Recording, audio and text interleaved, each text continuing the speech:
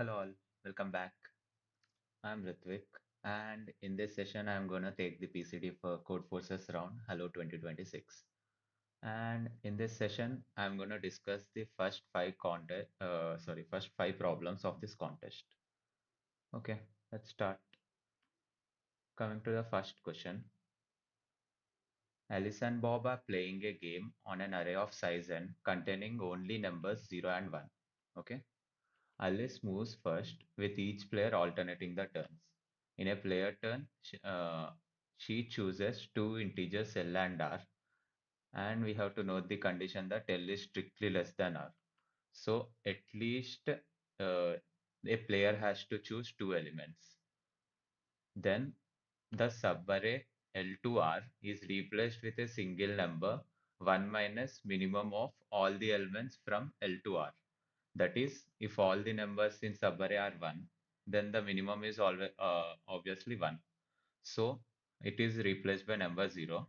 And otherwise, if the subarray contains at least one 0, then the minimum in the subarray will be that 0 and it will be replaced by 1. Okay? And the game ends when there is exactly one number left in the array. Alice wins the game if the final number is 0.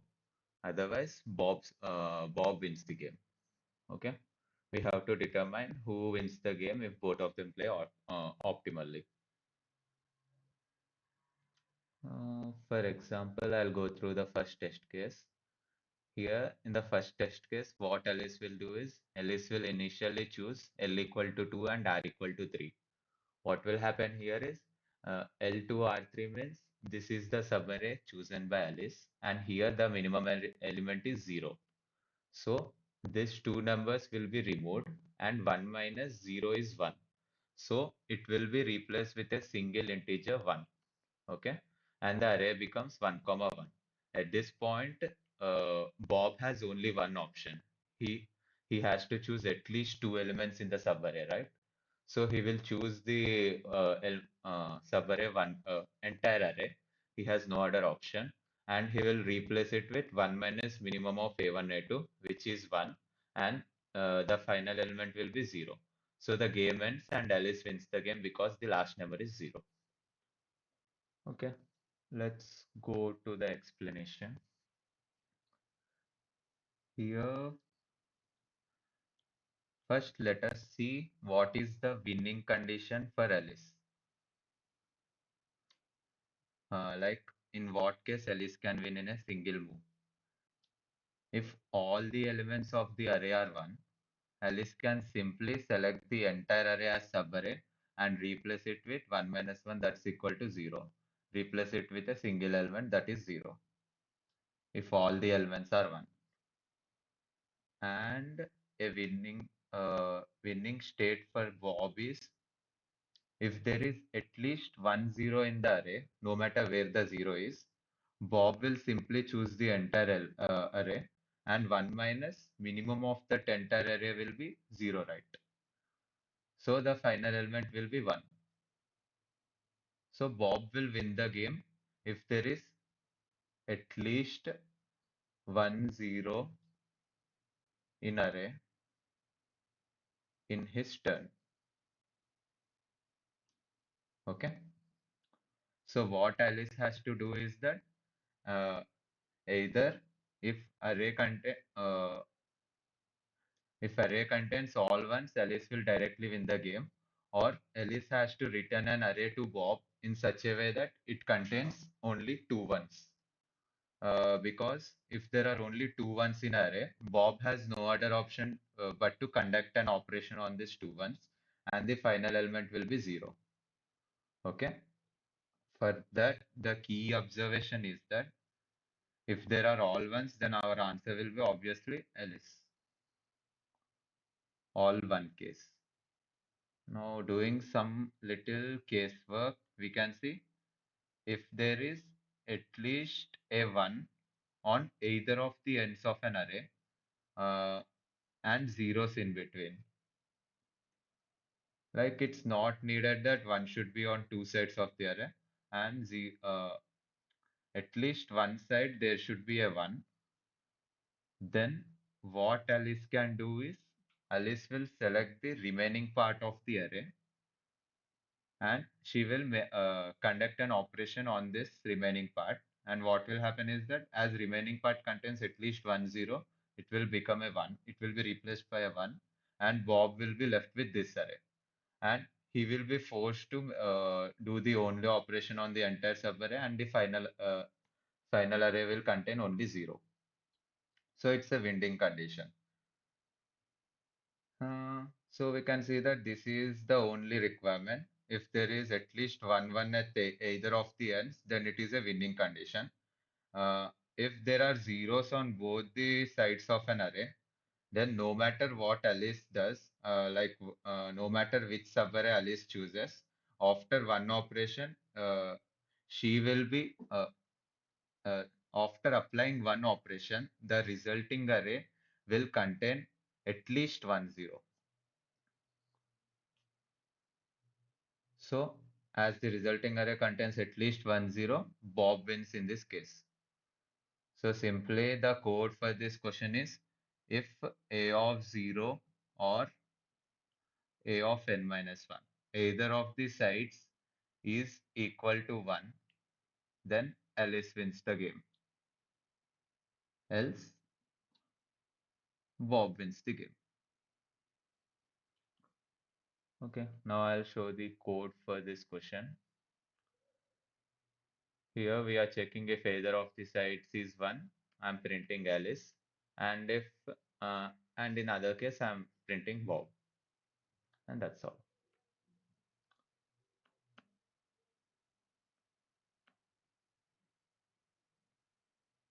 Okay, coming to the second question. The name of the question is yet another mixed problem. You are given an array A of length n and an integer k. Okay, let's define f of LR to be the value of mix of elements from elements in subarray L to R. Basically, it's a mix of elements from AL to AR. Okay, we have to like you want to perform this operation exactly n minus ka plus 1 times. So what we are doing is let the current length of sequence be A. You need to find a interval LR of length k such that max of all the mixes is equal to f of like basically I'll explain the question. So the operation we are permitted to do is that we have to select an interval LR such that uh, LR of size k such that the value of mix of the subarray containing LR is maximum possible among all the subarrays of size k.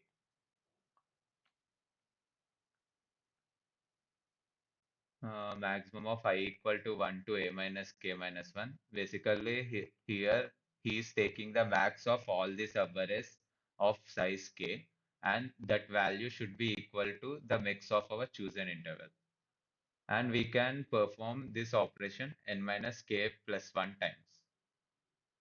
And finally, after n minus k plus 1 operations, we will be left with a sequence of length k minus 1. And our objective is to maximize the mix of remaining elements. And we have to output the maximum possible mix. Yeah, and input is we are given n and k and also n integers, the elements of the array. Okay.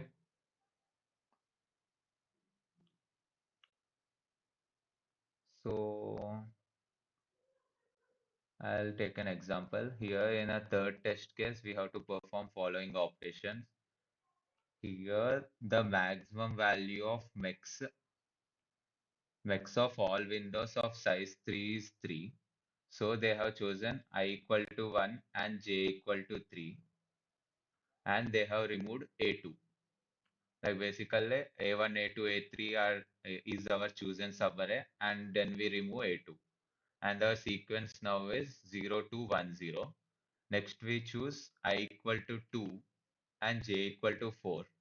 Then we again remove A2 from the element from that subarray, and our sequence now is 0, 1, 0.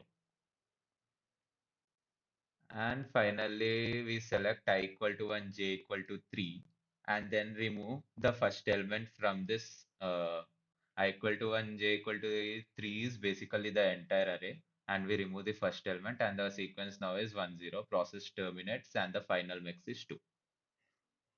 Okay. In this question, in the contest, I initially started by analyzing the upper bound of the answer. Like finally, we will be left with k minus 1 elements, right? So the maximum possible mix of k minus 1 elements is what? Uh, K minus 1. Yeah, we'll be left with k minus 1 elements. So the maximum possible mix of k minus 1 elements will be 0, 1, 2, so on to k minus 2. So our answer, maximum possible answer will be k minus 1 itself. Or, or if the array does not contain all the integers, like from 0 to k minus 2, then we can get the mix less than k minus 1. So our answer will be mix of the array. So the maximum upper bound of the answer is minimum of k minus 1, comma, mix of the array. Okay. From here, uh, it's surprisingly this upper bound will be our answer. The proof will be as follows. Like let this value be tar, or some, for simplicity, I'll take this value as x. Okay. Now, what are our operations? In one operation, we have to choose an array of size, subarray of size k, and remove one element from it, right? So, uh, let's suppose we are at some ith operation. So there are only two possible cases. Either the max mix is greater than or equal to x, or the max mix is less than x. Okay. In the case when max mix is greater than or equal to x, then what we will do here is simply my final goal is to make the mix of the remaining elements x, right? So if my max mix is greater than or equal to x, or I'll take greater than x, and the second case will be less than or equal to x. If my max mix is greater than x, what I'll simply do is greater than x means we have a term x in the array, like we have all the integers 1 to x. Then in this case, I'll simply remove the element x, or any element which is greater than or equal to x. Okay. So in that way, if the max mix is greater than x, I'll remove this element. Now coming to the second case where max mix is less than or equal to x, we have k elements, and the max mix of these k elements is less than or equal to x. So here, one of the two cases is possible. Either it's possible that 1, 2, and there is a missing number 4, 5, so on till and x minus 1 as follows. Yeah. Only this one is possible. Like 1 to x, we have a missing number here. To have a max value x, we know that we need only k minus 1 elements. Like k minus 1 elements are sufficient. Here, in this case, we are having k elements, and our value of mix is less than or equal to x. So this tells that there is definitely an element that is repeated. So in this case, if my max mix is less than or equal to x, I'll remove this repeated element. Okay. If it is greater than x, I'll remove the value greater than x. I'll remove the value which is greater than or equal to x. And if it is less than or equal to x, I'll remove the repeated element in that range, in that subarray. Okay. So in this way, I'll do the k minus 1 operations, and finally we will be left with a subarray of size k minus 1, which has the max value equal to x. And that's all. I'll go to the code of the second question. So initially what I did is, as we know that our final answer is either mix of the final answer is either k minus 1 or mix of array. What I did is simply I removed all the duplicates from the initial array and I initialized the mix as 0. Basically, I'm finding the mix of the array, and here the count is k minus 1. If the mix of the array is less than k minus 1, then the for loop will break and I'll print that mix value. In the case where the mix of the array is greater than k minus 1, what will happen is the for loop will only run k minus 1 times, right? So when the mix value reaches k minus 1, the for loop will break and see, and that's all. The max value will be set and I'll output the value. Simply, this is basically similar to printing the value minimum k minus 1 comma mix of a, and I have implemented like this in the contest. Okay, now let's move on to third question. Coming to the third question, there are n bases in a line and kth of which being the home base of our army. Okay. Initially, there is a single soldier at base K, and each day following happens in the order. You give out an order choosing base I and any number of soldiers in that base. Okay. The number can be 0 or all the soldiers in that base. And we tell all the soldiers to move to either base I minus 1 or I plus 1. Basically to the left or right base of our current base. Okay. Current in the sense of our selected base. Now all soldiers must move in the same direction and no soldiers is allowed to move to the left of base 1 or right of base n. Okay. Then at every step a new soldier moves into base K, and this soldier cannot be ordered by the days commands. So we have only M days until enemy attacks, and we call a base fortified if there is at least one soldier in that base. Our job is to find the maximum number of fortified bases, given we have the time till the end of the mth day. Okay. In input, we are given three integers n, m, and k. And finally, we have to print the maximum number of bases we can fortify till the end of m day. Basically, maximum number of bases which contain at least one soldier by the end of m day. And also, I guess the sum of n across all test cases does not exceed 2e5. It's bounded by 2e5, so we can write a O of n solution.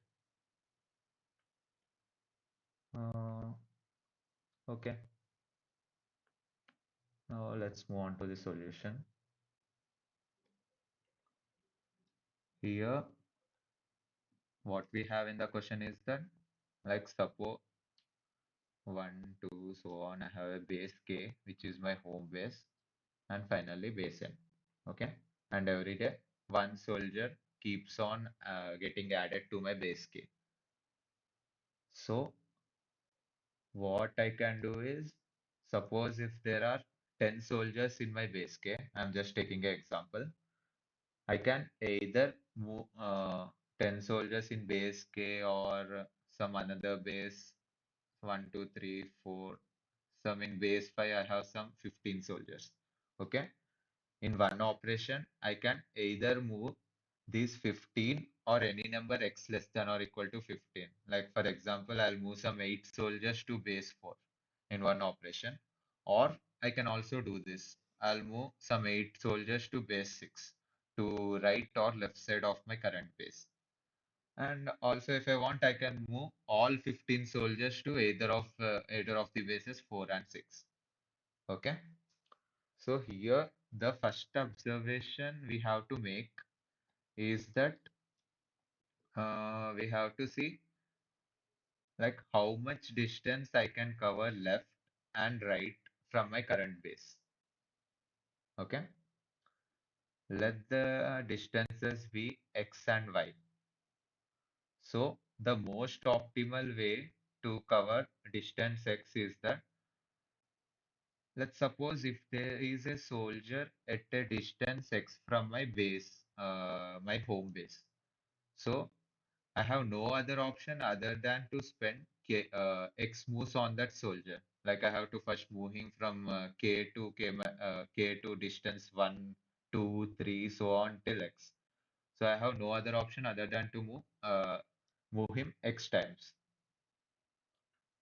So what's best is that if I want to have a soldier here, I'll initially wait till I get X soldiers in my home base, and then what I'll do is I'll move all X soldiers from here to 1.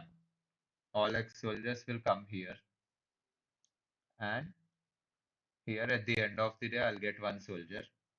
And next step will be I'll move X minus 1 soldiers. Here I'll move X soldiers. Here I'll move X minus 1 soldiers from here to here. What will be left here is we'll be left with one soldier. Uh, okay. Now I'll move X minus 2 soldiers to the next base. And again we'll be left with one soldier. In this way, if we continue this process, we'll be left with one soldier in every base, and at the final base X also we'll be left with the one soldier. X minus 2, X minus 3, X minus 4, so on. Okay? So basically, first what I'm trying to do at base K, initially I have one soldier. Okay? So let me count the number of days. So I have to wait. I need X minus one more soldiers. So I have to wait for X minus 1 days.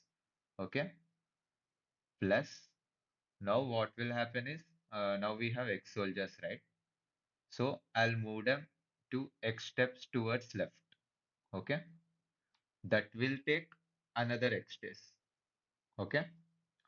While moving these soldiers X steps, what will happen is, this base will be repopulated, all X soldiers will become 0.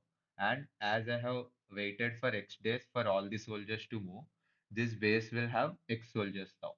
Okay. Now my second target is to move Y soldiers towards right. Uh, to be more precise, I want to cover Y forts towards the right. So I have to wait for Y minus X more days. Without loss of generality, I'll assume that Y is greater than or equal to X. I have to wait for Y minus X days. So here initial X minus 1 days and X days for waiting for all the soldiers to move and fortify the X bases towards left. And again Y minus X days, the Y minus X days waiting for the home base to be populated with Y soldiers. And again, similarly, I'll move all the Y soldiers in Y days plus Y days. Okay. So what's happening here? X minus 1 days are initially we wait X minus 1 days for population to become X. Then we move those X soldiers. We wait for population to become Y. And then we move those Y soldiers. Okay. So here, total number of days is, if we cancel X and X, so what we'll get is X plus 2Y minus 1. Okay. Total number of days needed to cover X forts to left and Y forts to right. So in these many days, I can cover X plus Y plus 1 forts.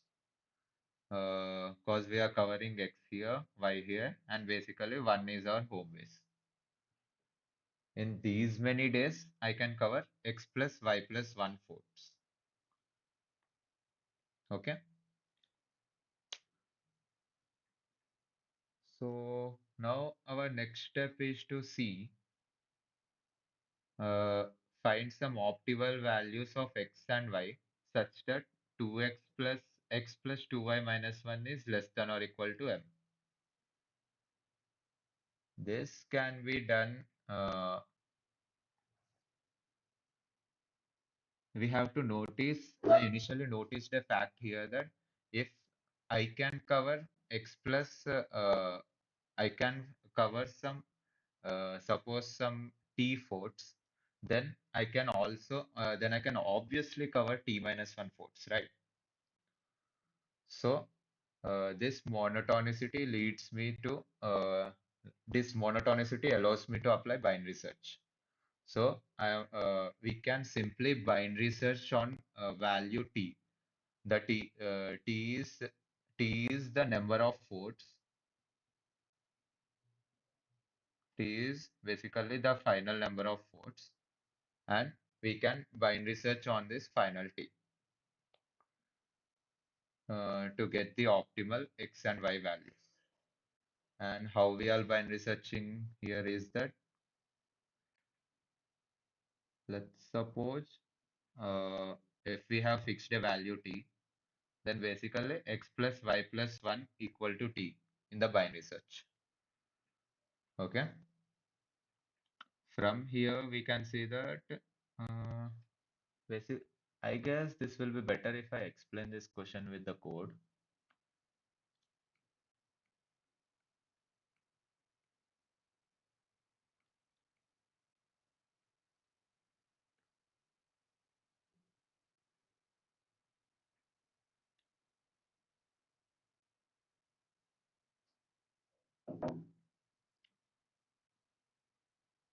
Here, the term x plus 2y plus 1 equal to m, or less than or equal to m minus 1, right?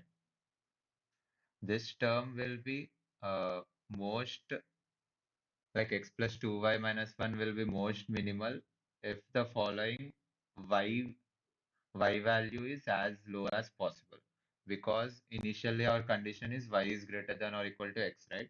So y, I can simply write y as some x plus k, where k is some non-zero number, is less than or equal to m. So for getting the minimal possible value, what I can take is I'll take k as 0. Okay.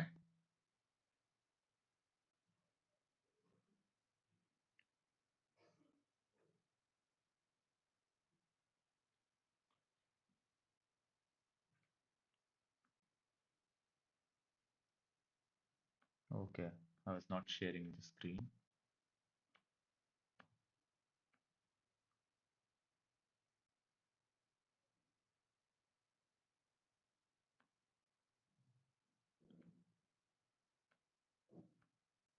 Hmm.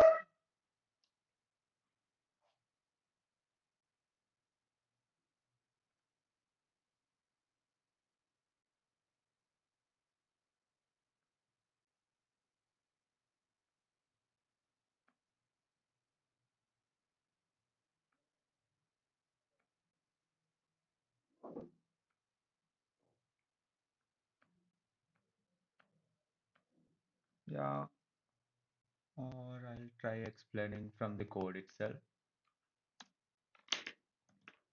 Here we have base k. So at most, we have, x value can be less than or equal to k minus 1 only, because at most we have k minus 1 bases. We have exactly k minus 1 bases to the left of k, and y value must be less than or equal to n minus k.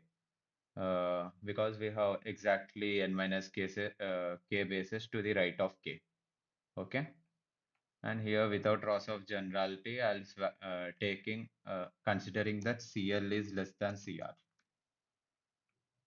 Like if CL is greater, I'll simply swap it because X and Y are interchangeable. So initially, I'll try to make the value X as large as possible because as I have discussed earlier, in the term X plus 2y minus 1 is less than or equal to M, it will be most beneficial if I have a big X because if I increase Y, it will be multiplied by a factor of 2, right? So, so what I am doing is I'm initially maximizing the value of X. X can be either minimum of CL or mid minus 1 by 2 because the initial condition X plus Y plus 1 equal to mid.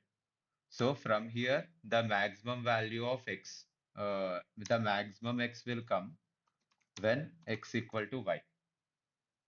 Okay. So basically, X plus Y plus 1 equal to mid.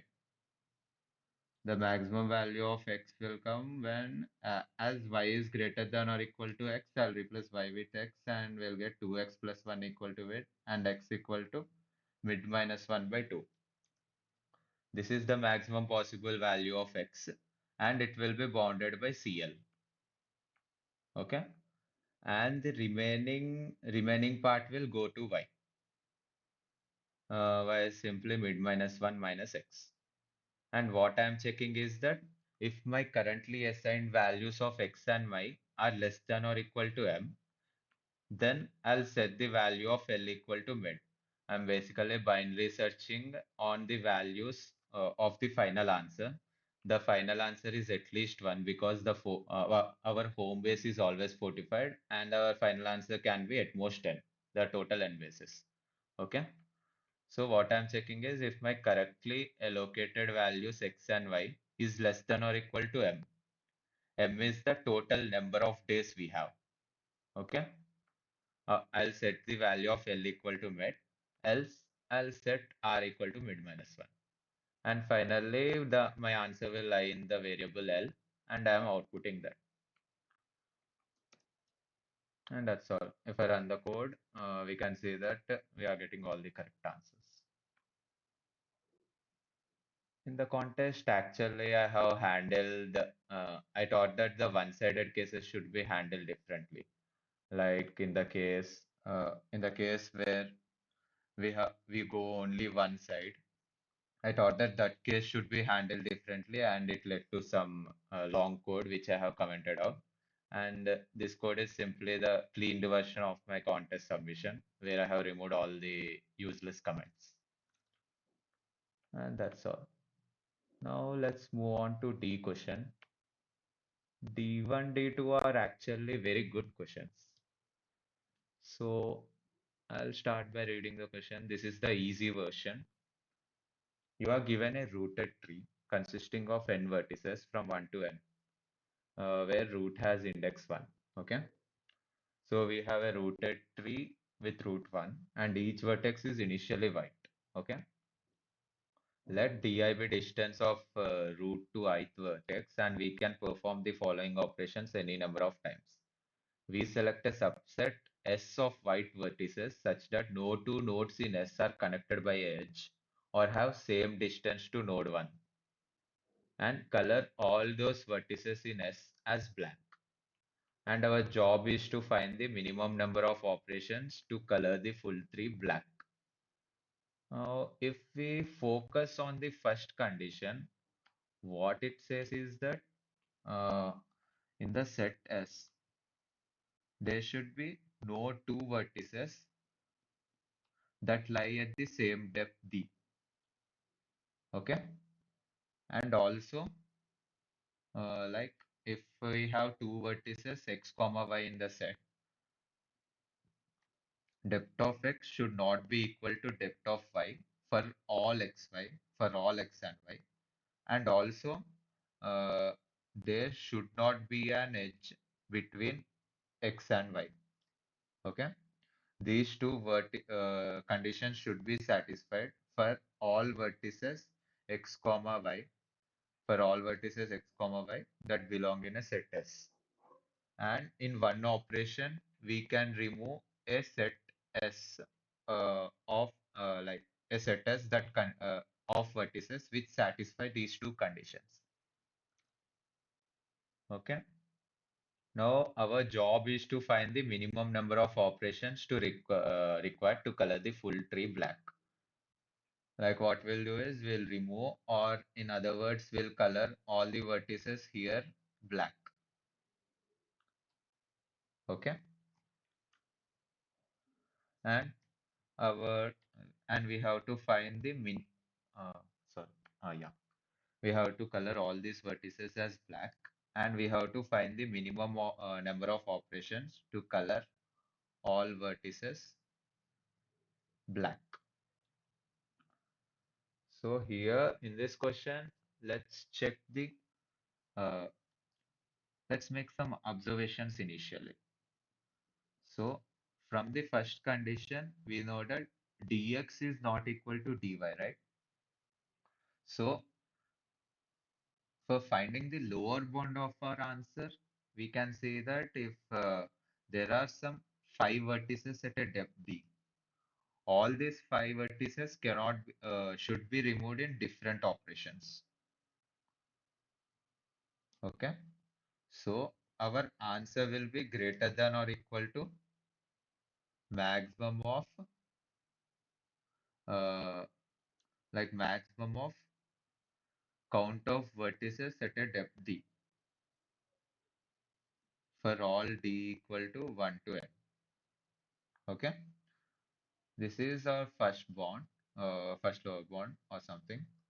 And the second condition is that we can't remove, uh, we can't have edge between x and y, right?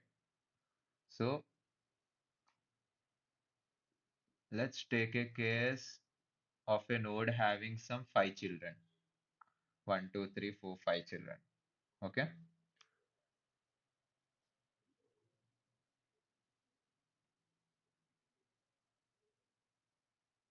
If this node has five children, we can say that a nodes in a tree, all the children of a node are at the same depth.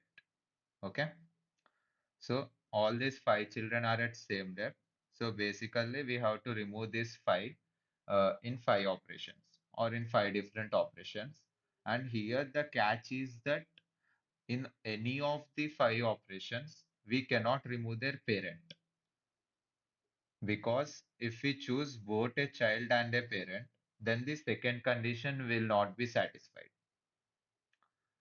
So in this case, we need five operations to remove the children plus one extra operation to remove the parent.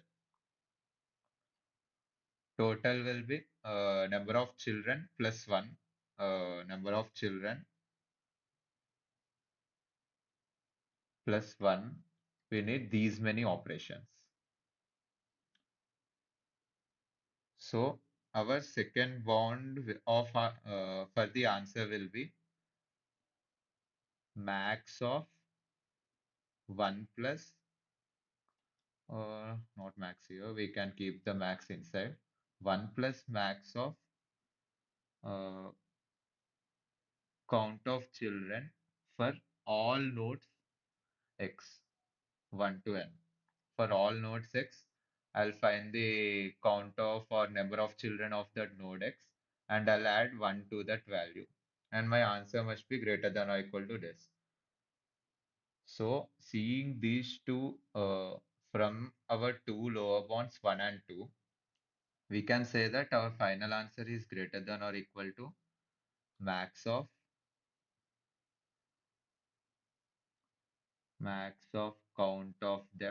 count of vertices at a depth d for all depths, and 1 plus max of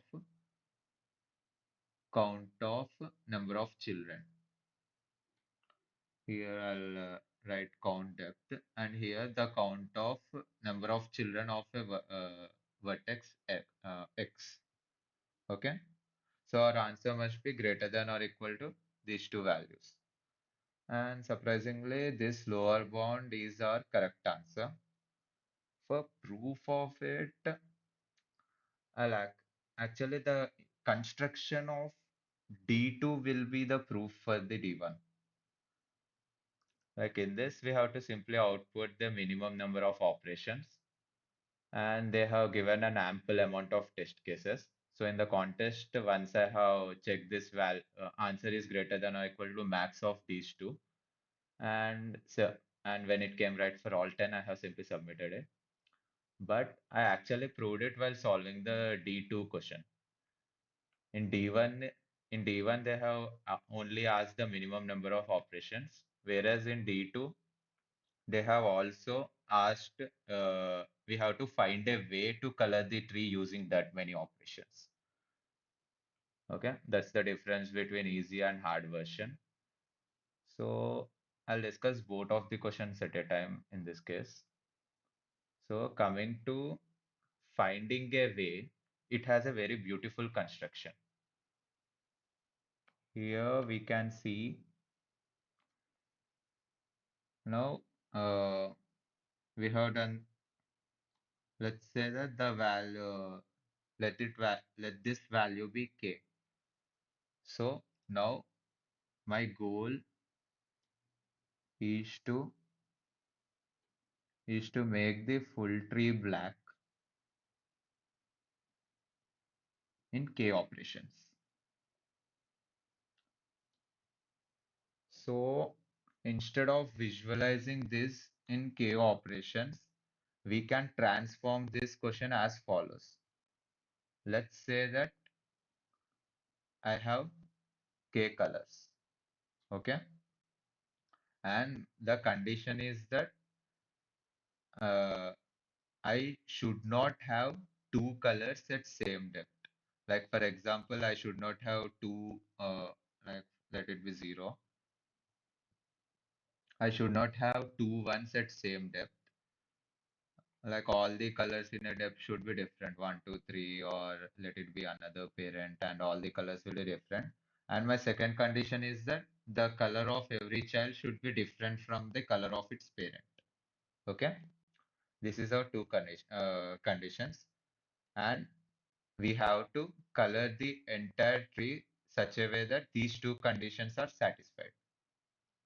Okay, so what I'll do is initially let's assume that k colors that we have are 0 to k minus 1, 0 to k minus 1 have k elements.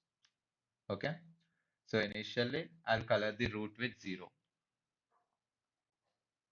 Now coming to the children of the root, what I'll do is as I have only one color occupied, I am free to use all other colors except 0. So I'll simply color it with 1, 2, 3, so 4, or and continue coloring. And if I have 5 children, I'll color it with 1, 2, 3, 4, 5, and so on.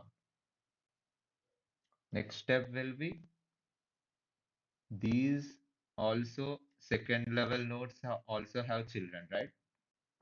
Now comes the tricky part. If we have only one parent, then it's fine. We can simply ignore one color and color with all others.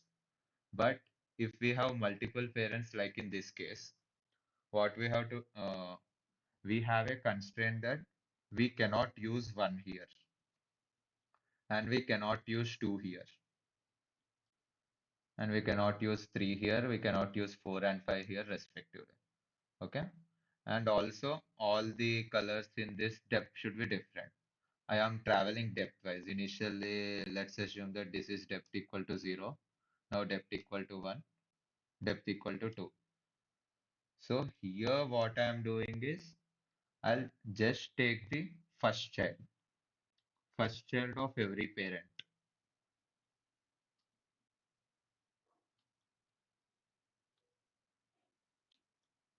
I'll color the first child with red color. And what I'll do is I'll give Give the color of the previous parent to the first child.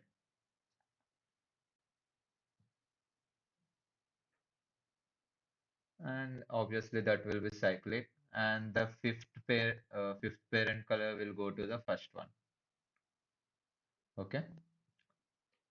So here this will get the color 1, this will have the color 2, this will have the color 3, this will have the color 4, and this will have the color 5. But main goal is to avoid the wastage. Like here, I cannot use 1, 2, 3, 4, 5 here. So I'm using all the parent colors such a way that they will be useful. And after satisfying this parent constraint, we are free to use all the remaining colors. Like for example, I have used 1, 2, 3, 4, 5 here.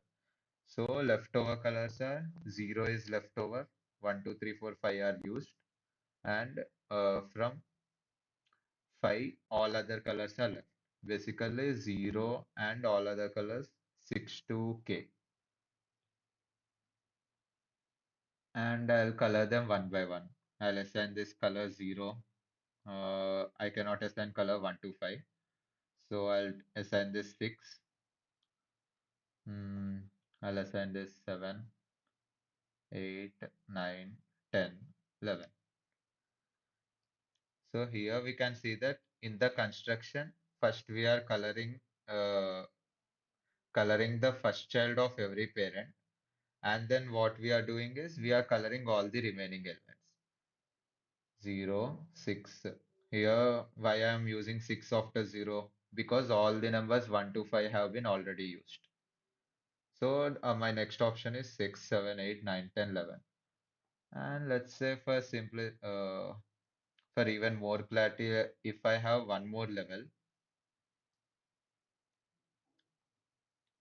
let's say this 0 has two children and this 7 has one child. What I'll do is, in the case where there are some nodes with no children, I'll simply ignore them. Okay? Ignore them in the sense, in the first step, what we are trying to do, let's go to the first child of 7 and give it value 0. First child of 9 and give it value 7. And taking the first child of 0 and give it value 9. Here, I am ignoring the values 6, 8, etc., which have no children. Because if they have no children, I am free to use those colors anywhere in the next depth, right? So here, after using 907, I'll again start iterating. Like I have used 0, then 1, 2. If I have more children, 3, 4, 5, 6, and I have used 7. So I'll skip that 7, and next I'll use 8, like that. Similarly, I'll follow this construction. So at every depth level, we can see that our first step is to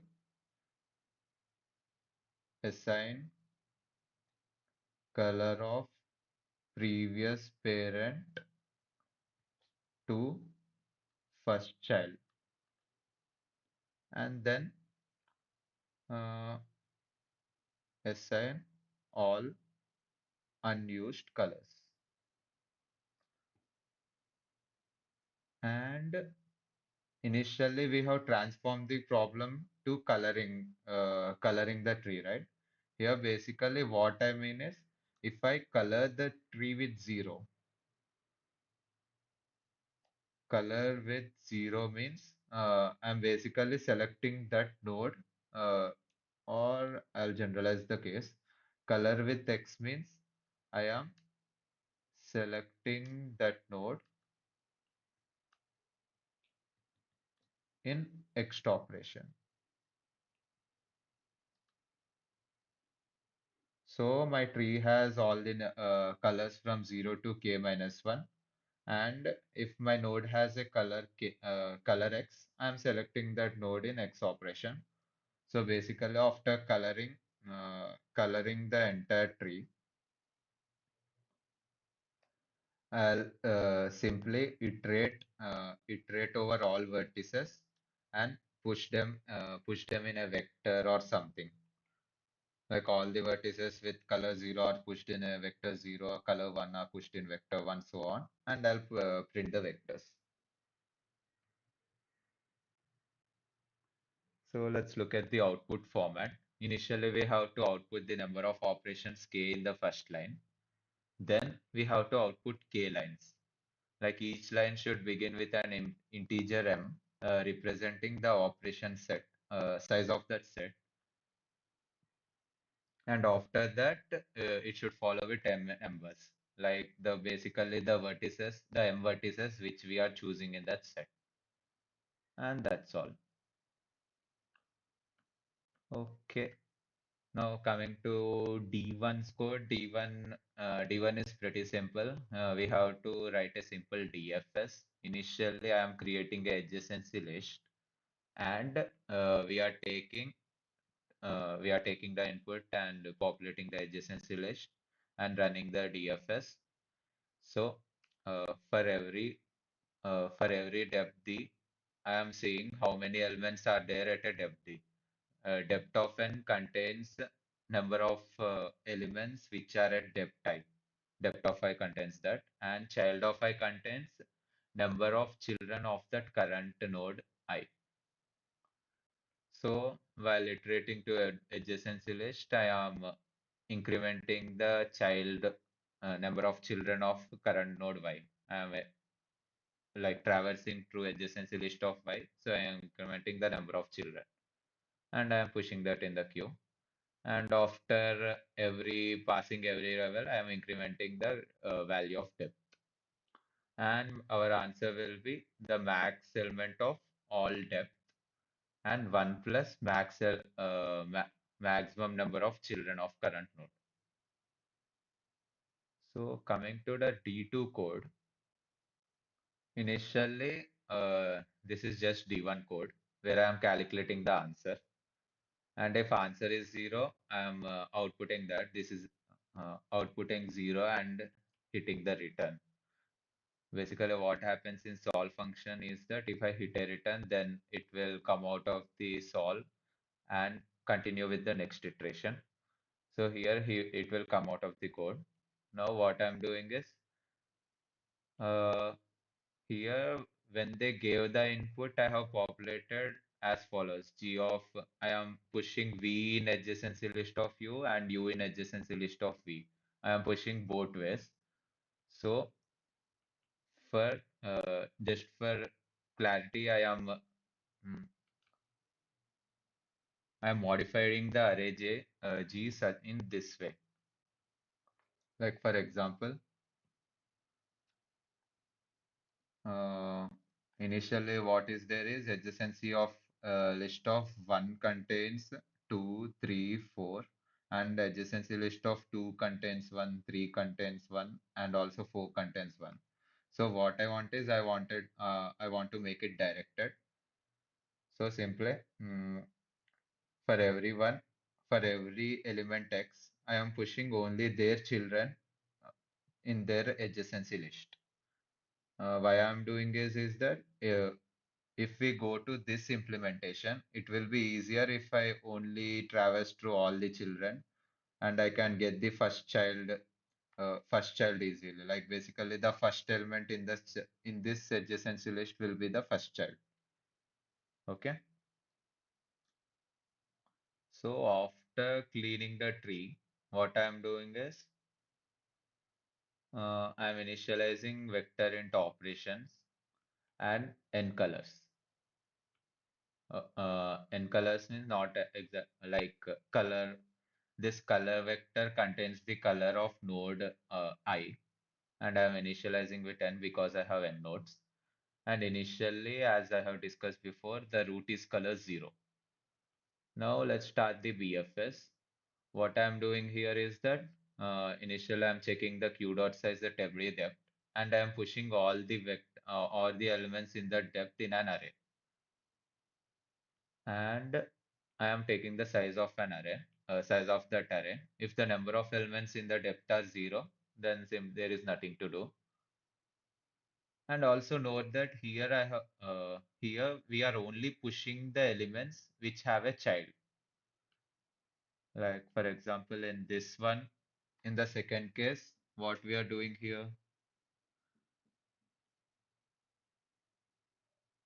I am taking only elements which have children, right? I am ignoring the element 1, 2, 3, 4 as they have no children. And I am applying the same operation. Like they select only the vertices which have at least one children and assign the previous parent to the vertices. Okay. So we can simply ignore the ones which have no children. So if g of y is not empty, means at least it has one child, then only I'm pushing in the array. And if the array size is 0, I have nothing to do. Everything is color. And if the size of the array is 1, what I'll do is size of the array 1 is the first case. First case is or at depth 0, what we are doing is except 0, I am using all the colors, right? So generally, let it be not only 0, let it be some 5 or something. If the parent color is 5 and it has only one parent at that left, what I'll do is 0, 1, 2, 3, 4, and after 4, I'll color with 6. I'll just ignore this 5 value. So I am putting initially the danger color is the color of the parent, and I'm visiting all its children. And if the current value is not initial current color, let the initial color be 0. And if the value of color is danger, then I'll increment the current pointer. Current pointer is basically a color which I keep on incrementing it. And I will color its child with the current color. And I'll again increment the current pointer because I have used the value current.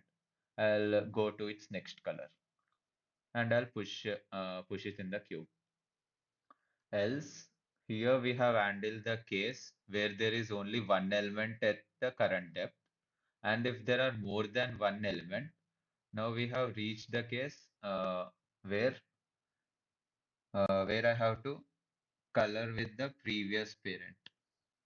This one, we are coloring the first child with the color of the previous parent. Okay. If g of y dot empty continue, this is just a safety check, and we are coloring the first child with previous parent color. In the array, for ith element, I minus 1 is its previous element, and just handling the case of 0, I minus 1 plus size, modulo size. And this is the first child of the current element. What I am doing here is I am assigning the color of the previous parent to the current element X. And I am maintaining a set used to track all the used colors, and I am inserting the used color in that set. Okay. All the remaining colors other than the colors that are in the set use are safe. So what I'll do is I'll simply iterate through this, and as I have marked this value as visited, so I can safely iterate all the value. Only the first child will be visited, all others will be unvisited here. So in this second loop, all the children other than the first child are being colored, and while the current color is not in the use set, I'll increment this pointer and I'll color it with J. Basically, J is the initial color. I'm taking the color as 0. Like for example, what's exactly happening here is if my current color is 0 and my use set is 0, 1, 2, 5, 8.